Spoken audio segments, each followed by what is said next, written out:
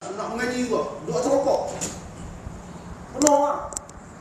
Sampailah dia berasa diri dia tu kemah, rasa macam ni. Hebat ni, ramai. Dia berhenti mengajar. Pasal dia mari perasaan macam serenuk. Dia tengah mengajar, jadi tengok orang ramai jadi serenuk. Bila serenuk tu dia berhenti mengajar. Bila berhenti mengajar, dia pergi masuk dalam kubur. Dia buat kubur tau. Dia korek tanah tu buat kubur. Liang dia masuk dalam tu. 10 minit, 15 minit, hilang berasa serenuk tu.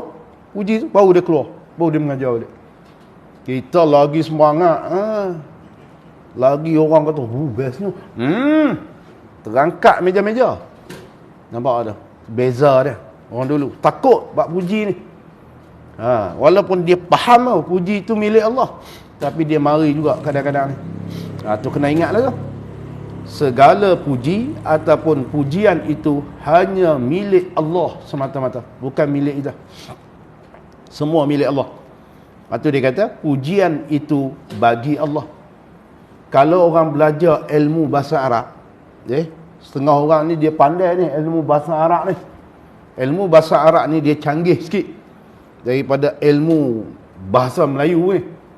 Jadi kalau setengah orang dia tengok Alhamdulillah, kalau orang belajar bahasa Arab, nak cerita beri tenganga sikit lah. Tidak tak tenganga kan, beri nganga sikit.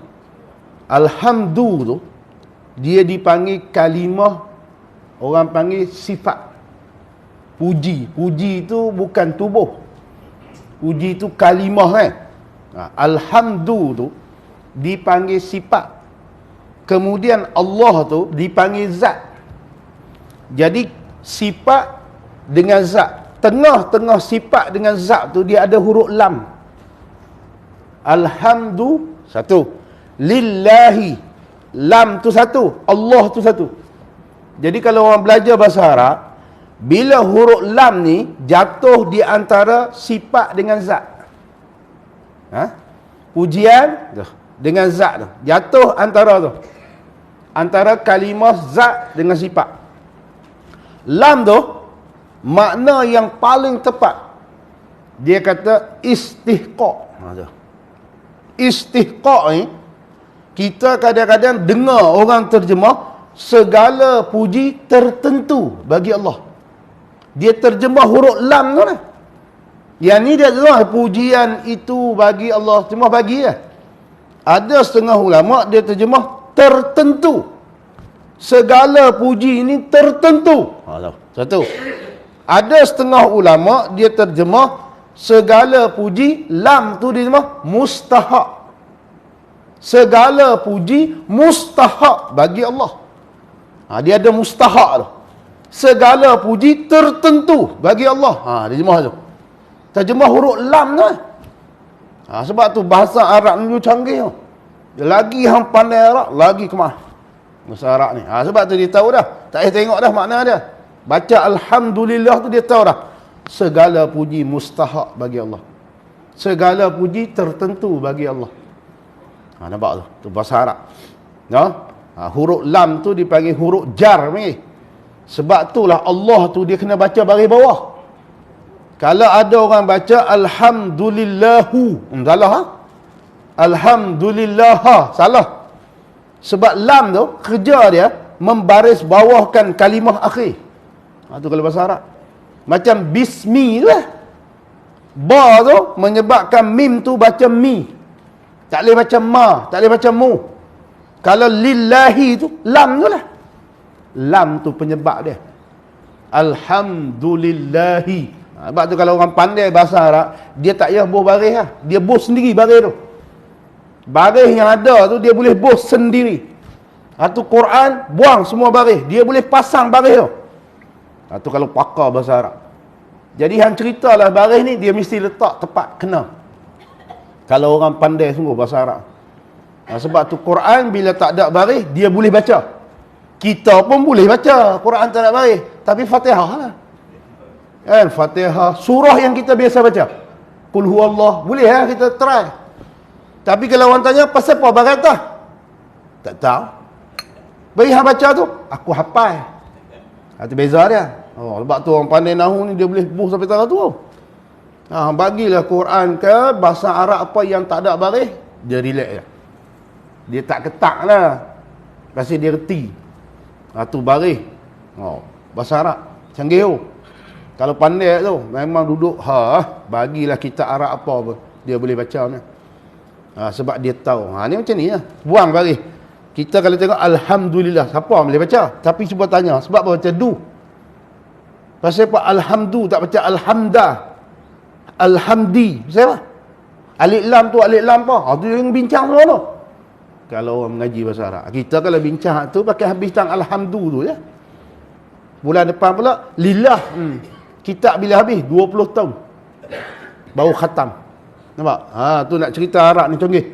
Sebab tu kena tanam minat nak mengaji bahasa Arab. Walaupun kita baca Arab kan ada sebelah terjemah. Tapi kita minat mengaji Arab. Pasal ada lebih bahasa Arab. Nampak? Kemudian dia kata selawat dan salam. Terjemah daripada wassalatu wassalamu. Dia kata selawat dan salam. Selawat dan salam ni kalau kita pergi belajar lah, dia kena tengok selawat dan salam ni dia ada makna dia. Kita terjemah selawat dan salam. Apa makna selawat? Orang tanya selawat tu apa dah? Allahumma salli ala sayyidina Muhammad. Memang lah. Apa makna selawat tu? Makna kata selawat tu apa maksud dia? Kena tengok. Kena tengok lagu mana? Dia kena tengok selawat ni daripada siapa? Kalau daripada jin dan manusia, selawat tu dengan makna minta kebaikan. Tu, kalau daripada kita berselawat ke Nabi, kita sebut apa? Allahumma salli ala Muhammad. Ataupun Allahumma salli ala Sayyidina Muhammad. Jadi kita yang berselawat. Bila kita berselawat, mana kita minta kebaikan untuk Nabi. Itu maksudnya. Sebab tu bila kita minta kebaikan untuk Nabi, Nabi memang terbaik dah. Jadi hakikat sebenar, kita minta baik tu untuk siapa? Untuk kita. Sebab tu bila kita selawat ke Nabi, dia mari kat kita baik. Kebaikan tu. Nampak tak? Sekali hang selawat ke Nabi, 10 kali Allah Ta'ala selawat kan. Mana Allah Ta'ala beri kebajikan hang 10 kali. Nampak tu? Tu selawat. Makna minta kebaikan. Minta kebajikan untuk Nabi. Tu kata wassalatu. Kalau selawat itu daripada jin dan manusia. Tapi kalaulah malaikat yang berselawat, malaikat kata Allahumma salli ala Muhammad. Bila selawat tu datang daripada malaikat, dia dengan makna istighfar. Makna minta ampun. Beza dia. Malaikat berselawat ke Nabi, makna dia malaikat minta ampun untuk Nabi. Sebab selawat tu daripada malaikat. Okey, tu kata setengah ulama sebut tu istighfar. Kalau selawat itu daripada Allah dengan makna rahmat, Allah beri rahmat itu. Itu beza dia. Setengah ulama sebut selawat tu kita terjemah selawat minta kebaikan untuk Nabi. Kalau daripada manusia dan jin. Kalau daripada malaikat dipanggil istighfar, minta ampun. Kalau daripada Allah, makna dia beri rahmat. Allah telah berselawat ke Nabi. Apa makna selawat tu? Siapa selawat? Allah. Allah memberi rahmat kepada Nabi sallallahu alaihi wasallam. Gitu. Itu kata selawat. Nak minta kebajikan. Orang yang banyak selawat, orang ni lebih di sisi Nabi. Sebab tu ada setengah ulama kata, kita ni kalau jahat ni macam mana nak berubah? Sebahagian ulama kata kena banyak selawat. Rasa apa banyak selawat boleh berubah? Pasal Nabi dia jaga. Orang yang rajin selawat ni Nabi jaga dia. Lagi banyak selawat lagi bagus. Pasal apa? Pasal ada guru. Guru dia Nabi ya. Sebab tu orang rajin selawat ni dia kelebihan dia banyak. Kadang-kadang kita tak nampak kelebihan dia. Tuan-tuan tengok tu. Ustaz-ustaz yang rajin selawat. Bini 4 tau. Tengok ni nampak betul. Dia rajin selawat. Bini 4 orang tau. Tuan-tuan kalau berani rajin lah selawat. Tu bini seorang lah tu. Bawa ayah. Tapi nak cerita betul ni. Ada seorang ustaz dia rajin selawat kan. Tanya dia, isteri berapa ustaz? 3. Ui. Kita jarang selawat, isteri seorang. Nampak ni? Dia ada kelebihannya. Tu tan tu. Tan lain saja, rezeki dia murah. Saya duduk perhati tengok, orang rajin selawat ni rezeki dia murah. Tu ada setengah ustaz tu cakap sikit, Allahumma salli alaihi. Tak? Allahumma salli. Dia tak tinggal benar tu. Dia jadi kemanisan tau. Dia manis. Macam kita lah kalau ada makanan, minuman ni mesti bubuh gula. Dia manis benar tu. Tak sebut tak boleh. Sampai level 2A selawat. Itu maknanya kita minta kebajikan untuk Nabi kita. Orang yang berselawat, mana orang tu minta baik untuk Nabi. Dan Nabi memang baik dah. Cuma kebaikan tu melimpah mai kat kita. Okay? Sebab tu kata ulama, siapa-siapa yang berselawat ke Nabi, Nabi tahu siapa yang berselawat. Sebab dia ada malaikat, tugas dia ambil selawat tu sampai ke Nabi. Kita baca selawat Allahumma salli ala Muhammad ataupun Allahumma salli ala Sayyidina Muhammad, ada malaikat bawa selawat tu. Kita baca ikhlas sungguh, dia bawa pergi ke Nabi. Jadi Nabi tahu siapa yang berselawat. Macam kita duk pergi ziarah Nabi kan, bila sampai depan makam Nabi tu kita beri salam. Assalamualaikum ya Rasulullah. Nabi tahu siapa yang beri salam. Sebab tu tak perlu habaq. Saya daripada Batu 8, Ulu Kinta, tak payah malu orang. Pasal Nabi tahu. Hang cuma ucap salam je. Assalamualaikum ya Rasulullah. Assalamualaikum ya Habiballah. Ya. Buk itu. Tak reti bahasa Arab. Tibai Melayu je. Apa makna Assalamualaikum? Kalau apa? Sejahtera atas engkau wahai Nabi Muhammad sallallahu alaihi wasallam. Sejahtera atas engkau wahai kekasih Allah. Sebut pasal tu dia tak reti Arab. Ni buat keluar kertas. Habib nak baca Habib pun tergagak-gagak. Biar baca bahasa Rumi.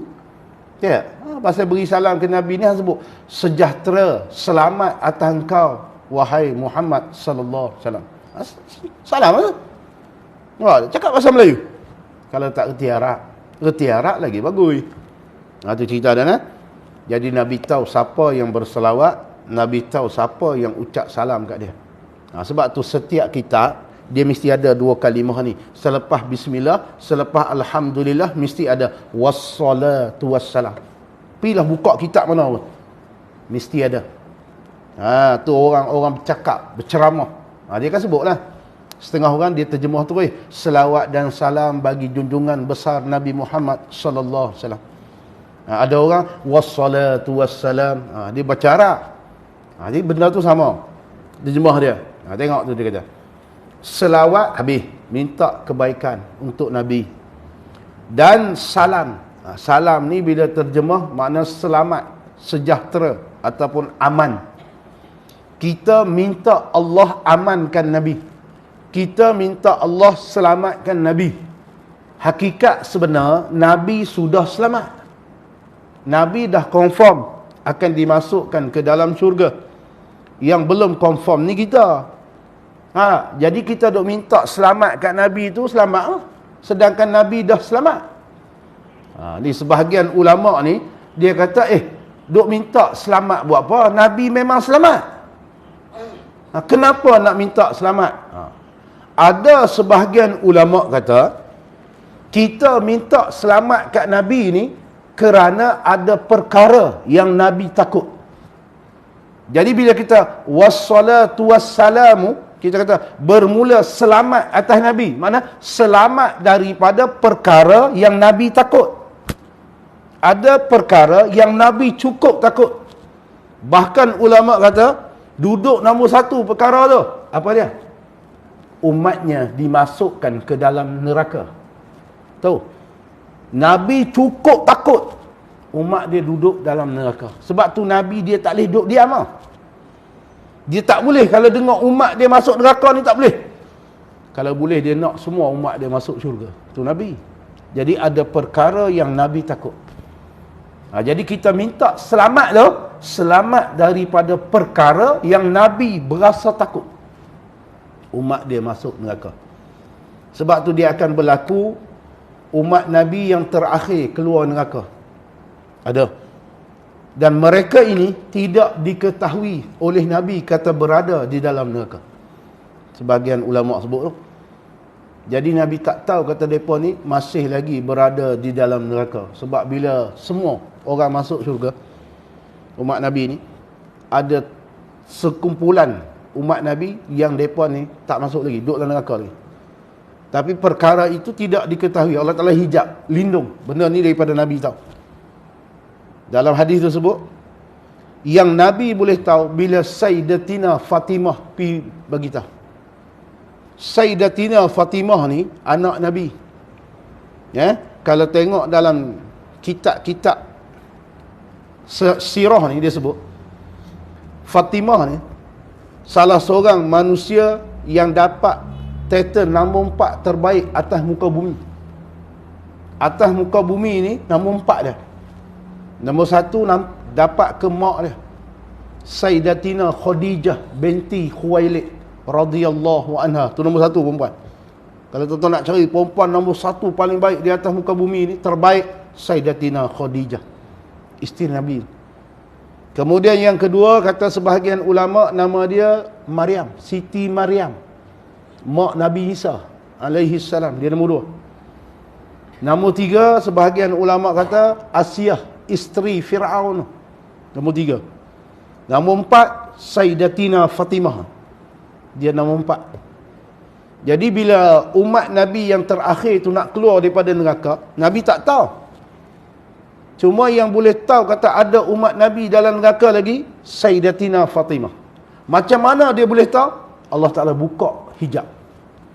Dia dengar bunyi orang duk syahadah dalam neraka. Kalimah syahadah yang disebut oleh ahli neraka tu, Muhammadur Rasulullah, Asyhadu an la ilaha illallah. Bunyi dalam neraka. Wa asyhadu anna Muhammadar Rasulullah. Bila Sayyidatina Fatimah dengar, dia tahulah ni umat ayah dia. Sebab Muhammadur Rasulullah. Kata ulama, dia pergi mengadu ke Nabi. Dia kata, ya Rasulullah, sebenarnya masih ada lagi umat engkau di dalam neraka. Bila Nabi ni dengar, kebetulan Nabi berada di atas katil, dikelilingi oleh sahabat-sahabat dalam syurga ni. Bila Nabi dengar kata umat dia ni ada lagi, Nabi, kalau bahasa kita, terjun daripada katil. Terjun daripada katil tu, pi sujud di bawah aras, minta Allah Ta'ala keluarkan umat dia daripada neraka. Mereka inilah yang terakhir keluar. Dan Nabi kata, aku tak tahu, kata hampa, kalau bahasa mudah kan, aku tak tahu hampa ni duk ada lagi. Aku ingat keluar habis dah. Maafkan aku. Tu sebahagian ulama kata, salam tu, minta selamat di situ. Minta selamat untuk Nabi daripada perkara yang Nabi cukup takutnya, iaitu umat dia dimasukkan ke dalam neraka. Sebab tu nanti di padang mahsyar ni kita akan cari. Tu ada seorang sahabat ni, dia risau kan, masa Nabi hidup ni dia pernah jumpa Nabi. Dia kata, ya Rasulullah, di dunia ni saya rasa tenang lah. Pasal apa? Pasal Rasulullah ada sekali. Kalau apa-apa masalah, saya boleh pergi jumpa Rasulullah, boleh tanya gini-gini. Tapi saya duk risau ni bila saya balik sana, balik ke negeri akhirat esok, kalau saya tak jumpa Rasulullah, macam mana saya? Kalau di dunia ni tak apa, saya jumpa, saya boleh tanya. Tapi bila saya balik sana esok, macam mana saya ni? Nak cari di mana? Nabi sebut 3 tempat. Kalau hang tak jumpa aku, hang pergi cari aku di sana, 3 tempat ni. Yang pertama, Nabi sebut mizan. Mizan tu tempat timbang amal. Setiap orang akan ditimbang amal dia. Jadi aku akan ada di situ. Itu tempat pertama. Tempat yang kedua, Nabi kata sirat, titi tu. Jadi hampa pergi cari aku di situ. Kalau tak ada di mizan, pergi tengok di sirat. Sirat ni titi yang dibentangkan atas jahannam. Sebahagian ulama kata 3,000 tahun panjang titi tu. Bukan 3 minit tau, 3,000 tahun. Tuan-tuan bayangkan nak lepas ke mana? Nak lepas titi 3,000 tahun tu. Nabi ada tu. Kalau tak ada juga di situ, Nabi kata, hampa pergi cari tepi telaga. Aku ada di tepi telaga aku. Pergi tempat ni. Dan ulama bila Nabi sebut 3 tempat ni, ulama faham kata 3 tempat ni susah nak lepas. Sebentar je kau. Mizan, tempat timbang, kemudian titi tu, kemudian tempat minum air, telaga. 3 tempat ni ialah tempat yang sulit manusia nak lepas. Sebab tu Nabi tunggu di situ. Nabi tahu kalau dia tak ada, dia boleh tolong. Dia duduk situ, dia boleh tolong, boleh lepas. Tu mizan. Sirat, lepas tu haudi, kolam. Ini cerita kasih sayang Nabi. Sebab tu setiap tahun sambut 12 Rabiul Awal. Tiap-tiap tahun kan? Pasal memperingati hari kelahiran Nabi. Tujuannya apa? Supaya mari perasaan kasih kepada Nabi. Pasal apa nak kasih Nabi? Tengok situ sudah. Hang tu, Nabi kasih lebih pada diri dia lagi. Umat dia akhir zaman ni, dia lagi kasih tu. Tu kita kena ingat Nabi. Malam esok kan, 12 Rabiul Awal. Hari ni 11 kan? So 12 Rabiul Awal. Jadi maghrib lagi jatuhlah 12 Rabiul Awal. Hari kelahiran Nabi sallallahu alaihi wasallam. Tu setiap tahun orang sambut cerita kisah sirah. Duk ulang yang tu tak apa cerita Nabi. Ni duk ulang cerita hang. Serabut ingat. Nak ulang cerita Nabi ni tak apa, ibadah. Orang kenal Nabi. Bagus. Ni duk ulang yang tu, duk ulang yang tu. Habis api je. Bukan cerita hang ni, cerita manusia yang akan bantu hang. Ulang cerita dia tak apa. Pasal kita nak kenal dia. Tu. Nampak? Selawat dan salam untuk dia. Minta dia, Allah Ta'ala selamatkan, beri sejahtera, beri aman kepada Nabi kita daripada perkara yang Nabi kita takut. Apa dia? Umat dia dimasukkan ke dalam neraka. Tu untung kita baca wassalatu wassalam tu. Kan saja-saja baca tu. Nampak? Jadi selawat dan salam ke atas junjungan Rasulullah sallallahu alaihi wasallam. Terjemah daripada ala rasulillahi. Ala rasulillahi. Nampak? Bila sebut rasul, rasul ni utusan. Utusan Allah. Sebab tu kalau kita tengok kalau nak sebut rasul lain kan, dia ada kalimah. Contoh macam ni, kalau kita sebut satu kalimah bahasa Arab, dia panggil isim nakirah. Biasa kalau sebut rasul gitu. Rasul ni boleh pi lah 313 orang. Yang ulama kata rasul ada 313. Jadi kalau sebut rasul, dia boleh pergi di situ. Tapi bila Quran sebut rasul, dia tak pi orang lain lah, dia pi Nabi Muhammad sallallahu alaihi wasallam. Itu bila sebut wassalatu wassalamu ala rasulillah. Kalau terjemah rasulillah atas pesuruh Allah. Bila pesuruh Allah bukan seorang, 313 orang. Jadi macam mana tu? Pihak mana? Tak, dia akan pi ke Nabi je.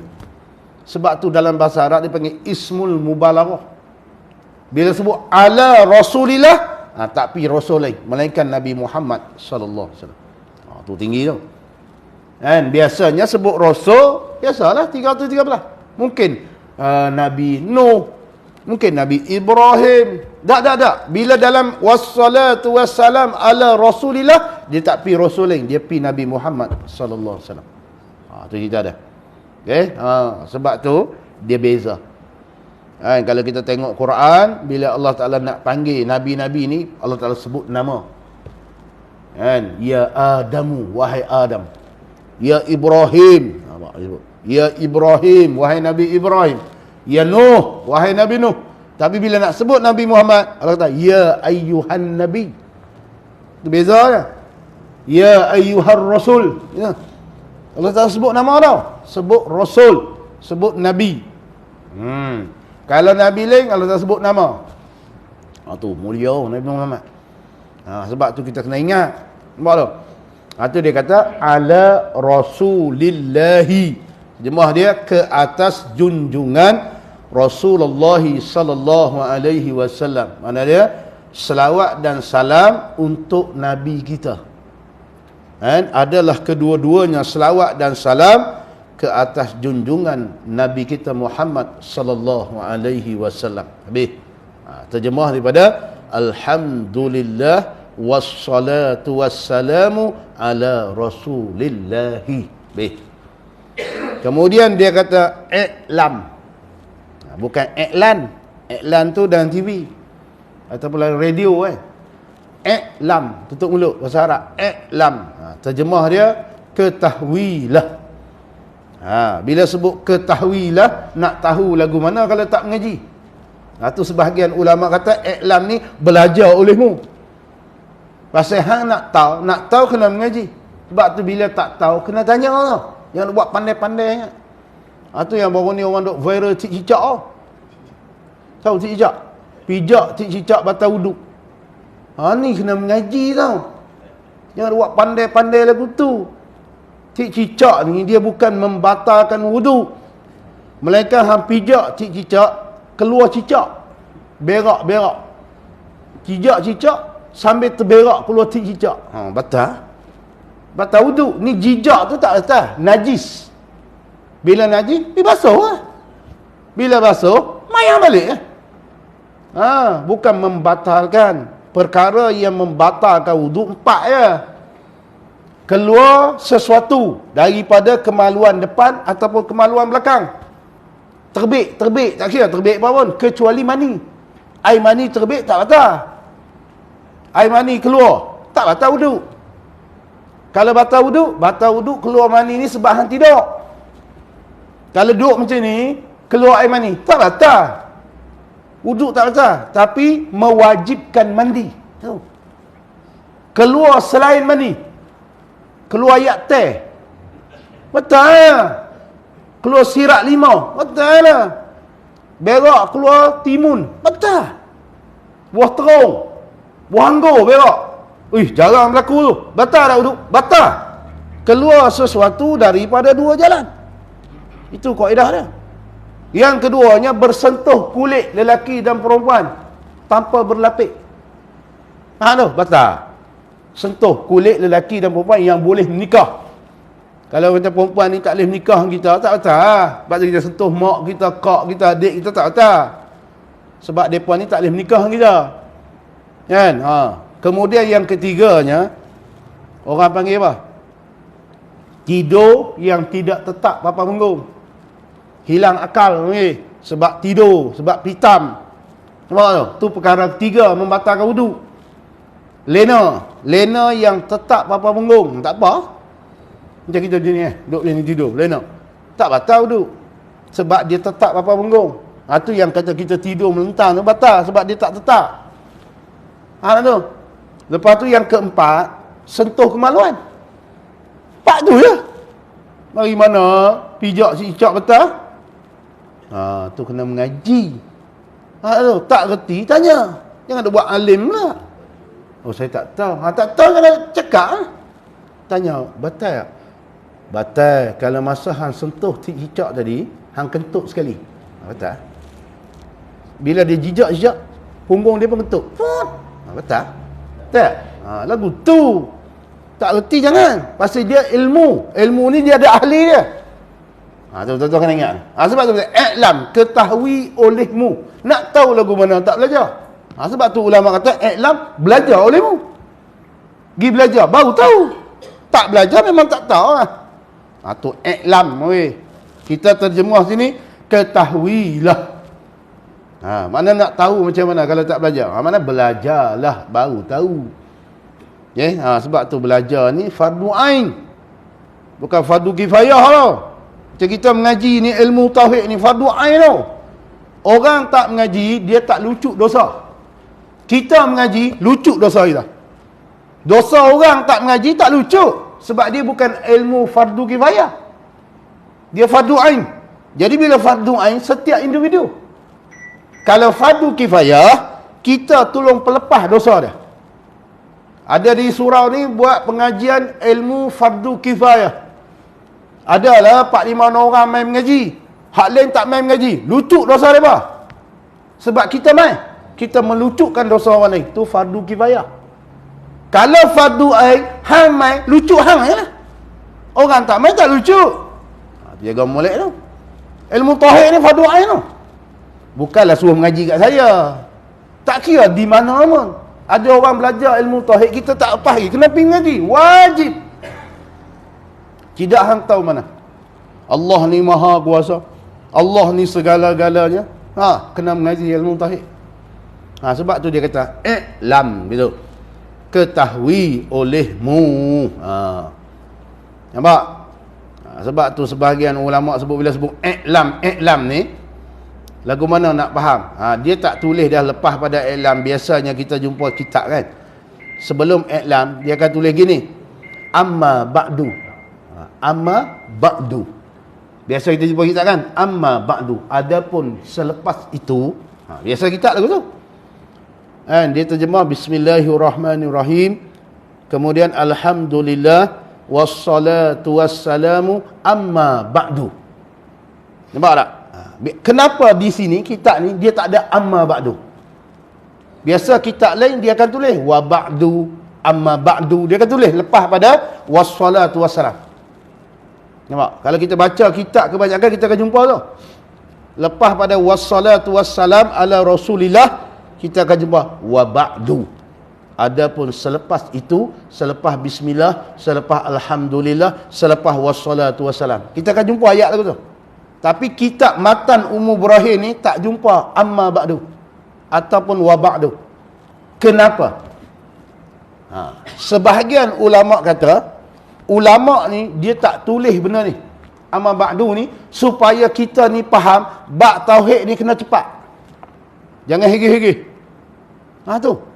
Sebab biasanya lepas wassalatu wassalam amma ba'du, adapun selepas itu i'lam, baru i'lam. Ni tak. Lepas ala rasulillah i'lam terus. Jadi pengarang ni nak bagi kita faham tau. Bagi kita mengaji kitab ni faham apa? Nak mengaji kena Allah ni kena cepat. Jangan duk buat, tak apalah, nanti jom pergi mengaji tauhid. Nanti tak sampai seru lagi. Seru apa? Malakat maut. Mati dah. Jadi dia seru, nak seru sangat. Sebab tu dia jangan lambat tauhid ni. Dia kena cepat. Kena Allah ni kena segera. Jangan nak buat tak apalah, hampa pergi mengaji dulu, aku tak lepas lagi. Kan? Aku ni tak larat lagi nak mengaji, nanti aku tak faham lagi, depan pergi dulu. Berat ni. Sebab tu dia kena segera. Cepat. Bab tauhid ni kena segera. Cuma ada orang mengaji tauhid ni kata, pening. Pecah otak. Sebab masa dia mengaji mungkin dia minum ketum. Jadi otak dia pun serabut sikit lah. Jadi nak cerita tauhid ni penting. Penting. Ingat molek tu. I'lam, ketahuilah. Belajarlah. Kemudian dia kata, annal hukmal aqliyah yanhasiru fi salasati aqsamin. Ketahuilah bahawa hukum akal, hukum yang berlandaskan akal, dia panggil hukum akal. Mana akal yang menetapkan sesuatu ni, akal yang menghukumkan. Dia kata hukum akal itu tersimpan di dalam 3 bahagian. Hukum akal ada 3 kategori. Jadi akal ni nak hukum 3 ni, 3 kelakuan ni. Iaitu wajib. Yang keduanya mustahil. Itu terjemah daripada al-wujubi wal istihalati wal jawazi. Jadi hukum akal ada 3 sahaja. Wajib, mustahil, harus. Wajib pada akal, mustahil pada akal, harus pada akal. Gitu. Jadi akal ni yang menetapkan hukum. Sebab tu akal alat untuk mendapat ilmu baru. Ni kita duk mengaji ni dipanggil ilmu baru. Jadi bukan ilmu Allah, ilmu baru. Jadi kaedah nak dapatkan ilmu baru ni kena guna akal. Tak ada akal, Tanjung Rambutan. Tu tak ada akal ni. Dihantar Tanjung Rambutan lah. Tu saya pernah mengajak Tanjung Rambutan tu. Tapi saya berhenti. Sebab boleh jadi gila. Sebab kita mengajak ni, tak ada nak mengajak ni. Dia kata, Ustaz, saya dah tahu dah. Tak gelabah bewak. Kita tak ada cerita apa, dia boleh angkat tangan. Ustaz, saya dah tahu dah apa Ustaz nak ajak. Main dengan tiap-tiap hari pergi lagu Ustaz, tak mereng ko. Tak ada nak cerita apa, dia dah tahu. Bayangkan, tengah duk mengajar. Kita duk ingat doktor, rupanya pesakit. Kita tengok ramai baju hijau. Saya banyak baju hijau penolong ni. Saya pun, oi doktor, pelatih ni ramai betul. Kita baru masuk, tak tahu, ngajak tu, tak ada nak bismillah apa, dia angkat tangan. Ustaz, saya dah tahu dah ustaz nak ajak apa. Oh, pior kasyah betul dia ni. Lepas tu hak belakang tu kata ni, buat itu. Dia kata, ustaz, waya. Baru kita tahu waya putih. Tidak mengaku aku waya putih tau. Main hari-hari ni. Bahaya. Dah lah berhenti lagu tu. Berhenti sebab apa? Orang hak panggil siapa ngajak tu, dia dapat tukar pergi duduk Penang. Ustaz tu.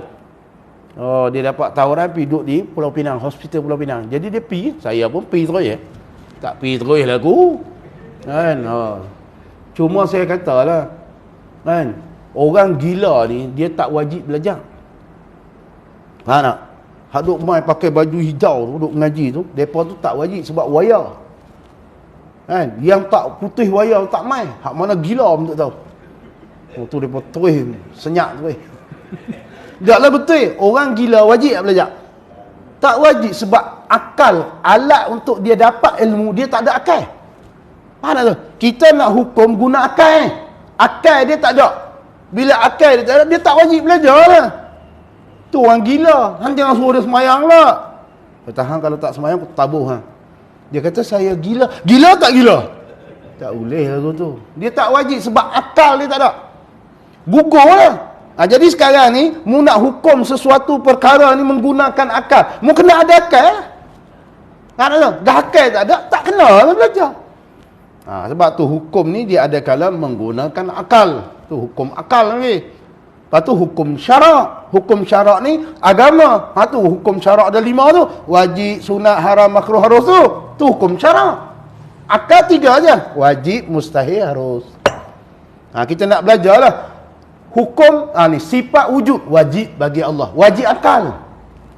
Tu wajib syarak. Mesti ada pada Allah. Tak ada ni mustahil. Mesti ada wujud. Lagu tu. Itu kata hukum akal. Cerita tadi lah. Sebab tu orang tak ada akal jangan kata apa. Dia ahli syurga. Orang gila ni, cara dia ni gila sebelum balik. Beranak tu gila tu. Orang macam ni confirm ahli syurga. Confirm. Sebab dia tak wajib mayang, dia tak wajib puasa, dia tak wajib belajar. Sebab syarat mukallaf kat dia lucu, tidak berakal. Orang mukallaf kena ada akal. Sebab tu orang gila jangan pandai hina. Kalau dia gila pula sebelum balik lagi, jangan. Dia memang ahli syurga. Kecuali dia gila selepas balik. Makna dia, contohlah, dia ni masa umur 15 pergi ke 20 dia tak gila, 20 baru gila. Jadi dia akan dihisap 15 ke 20 tu. Amalan dia buat tak, semayang tak, dia kena hisap lah 5 tahun tu. Yang lepas pada 20 tahun tu dia gila. Tak kena lah kata ulama. Tu pun kena tengok. Gila ni dia sengaja ke memang semula jadi. Ada orang dia jadi gila sebab dia duk makan benda-benda mengarut duk hisap benda-benda mengarut, hilang akal. Tu kena. Sebab dia menghilangkan akal dia sendiri.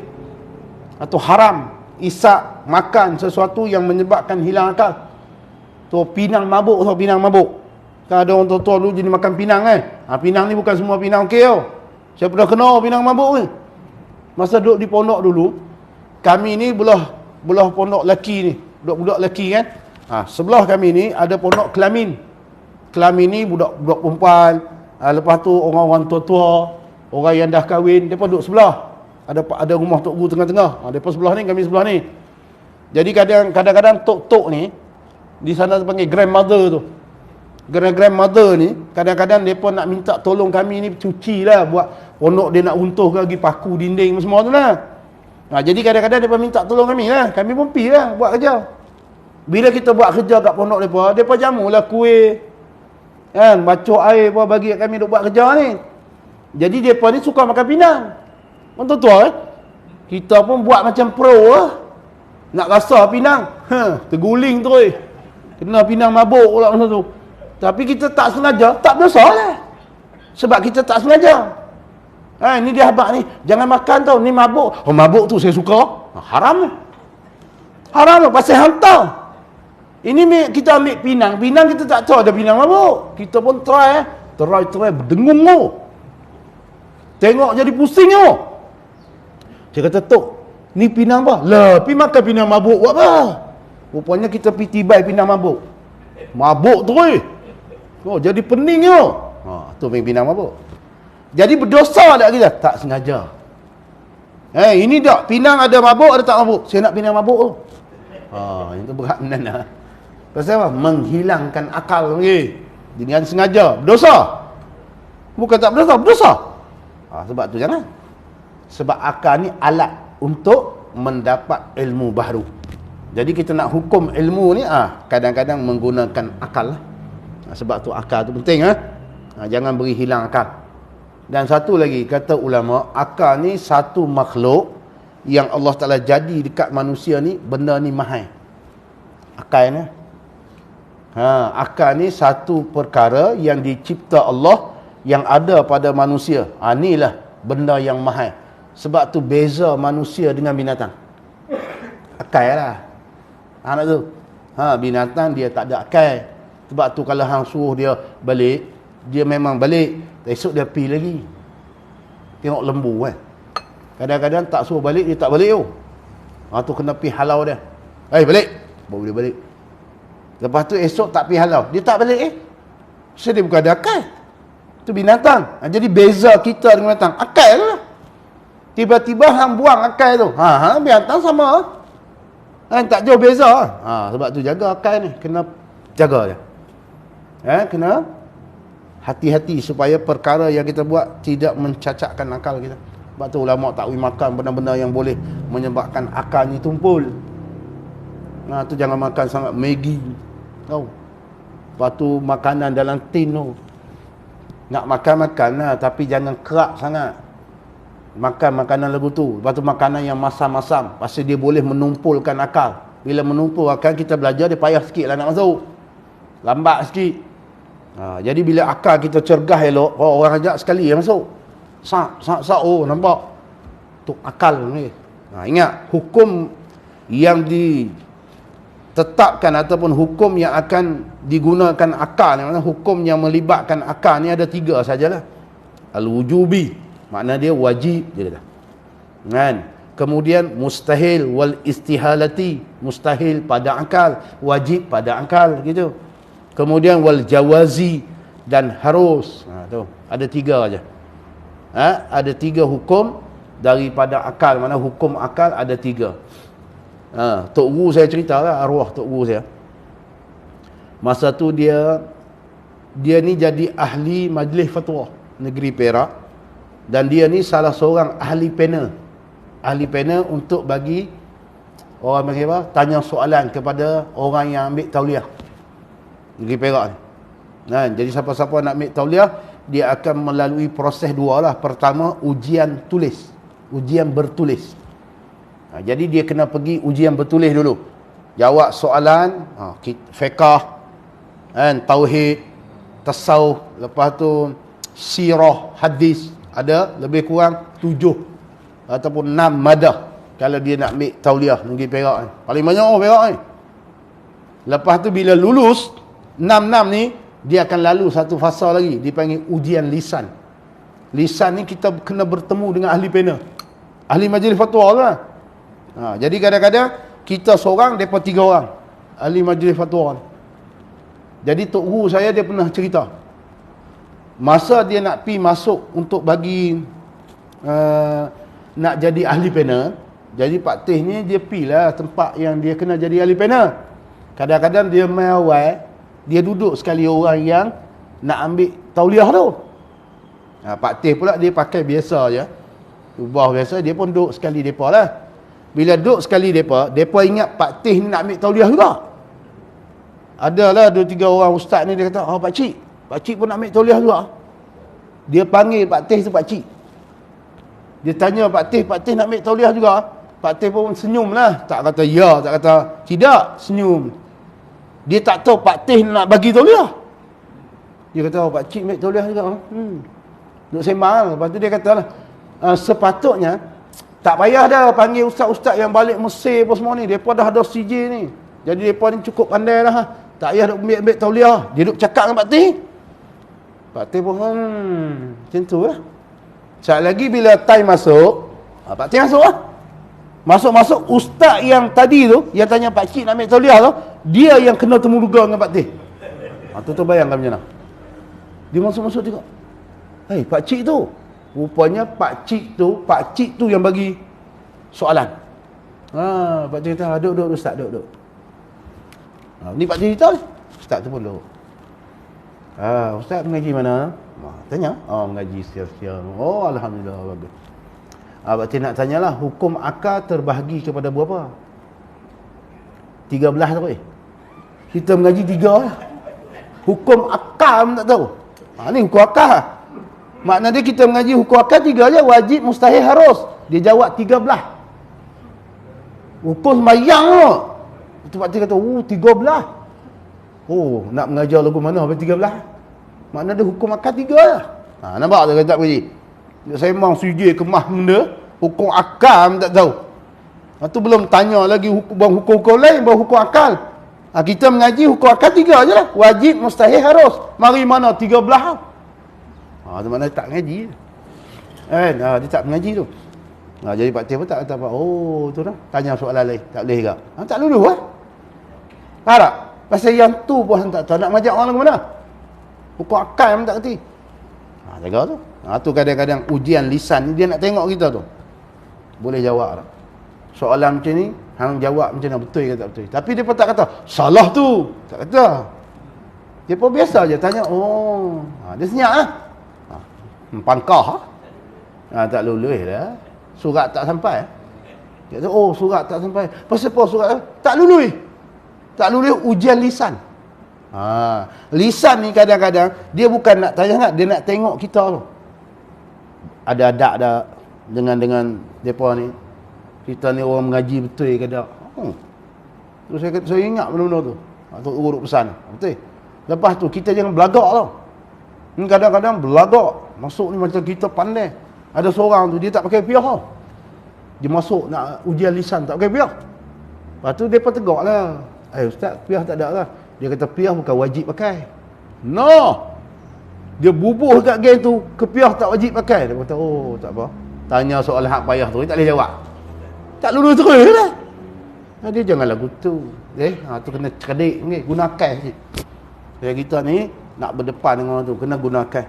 Ilmu pun tengok, dia kena pakai akal. Sebab tu tak boleh tolak benda yang ada akal ni. Maksud dia, benda yang berkaitan dengan akal kena belajar. Ini salah satu. Dipanggil matan ummu barahin. Maknanya barahin tu dalil akal. Dia tak pakai Quran, dia tak pakai hadis, dia menggunakan akal menghukumkan. 3 lah, wajib, mustahil, harus. Habis. Kemudian kata musannif, fal wajibu ma la yutasawwaru fil aqli adamuhu wal mustahilu ma la yutasawwaru fil aqli wujuduhu wal jaizu ma yasihhu fil aqli wujuduhu wa adamuhu. Betul tu. Tanda situ, wallahu a'lam. A'udzu billahi minasyaitonir rajim. Bismillahirrahmanirrahim. Alhamdulillahi rabbil alamin wassalatu wassalamu ala asyrafil anbiya'i wal mursalin wa ala alihi washabbihi ajmain. Allahumma ta'ala nafa'na warzuqna rabbi faman nabiyyin wa zal mursalin wa ilham. Wassallallahu ala sayyidina Muhammad walhamdulillahi rabbil alamin.